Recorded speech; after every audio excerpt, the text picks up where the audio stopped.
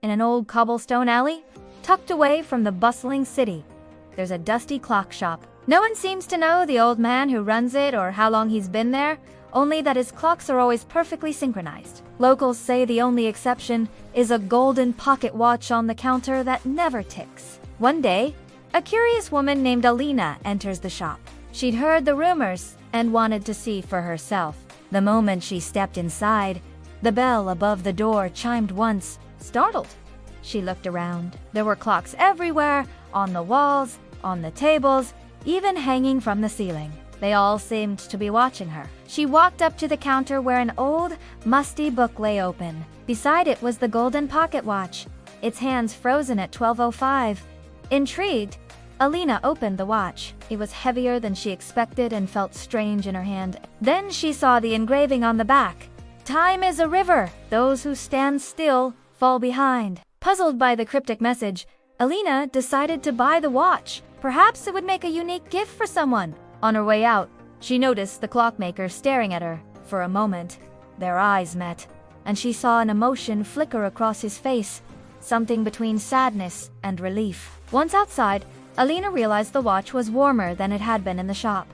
And when she opened it, the hands moved slightly. She gasped as the watch began ticking loudly. Over the next few days, Alina couldn't stop thinking about the pocket watch and its mysterious message. She kept checking the time, half expecting the hands to be in a different position each time. But they remained fixed, counting off the seconds steadily. Then strange things started happening. Alina began seeing glimpses of events before they happened.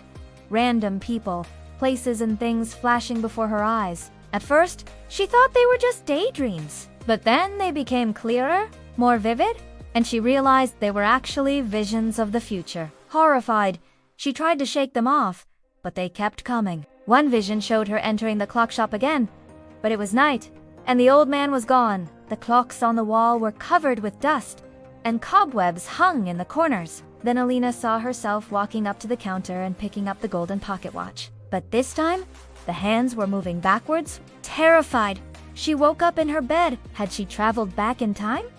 Was the watch controlling her? She tried to throw it away, but the next time she picked it up, the watch started ticking again. Then the visions continued. She saw the same old man from the shop sitting on a park bench feeding pigeons. She watched him walk into a busy street, oblivious to the car that was about to hit him. She saw him lying on the pavement, blood pooling beneath his body. Alina tried to warn people about the old man, but no one could see the danger. All she could do was stand by and watch as the visions unfolded before her eyes. They were all coming true. Then she saw the most horrifying vision yet. It was the clock shop, but it was night. She was standing in the middle of the room, and the old man was standing in front of her, his face twisted into a terrifying grin. He held out his hand, palm up, and in his fingers was the golden pocket watch. Its hands were spinning wildly. Suddenly, Alina realized what was happening. The clockmaker wasn't just any old man. He was the one from the shop, and he'd been waiting for her to arrive for years. But why? And what did the watch have to do with it?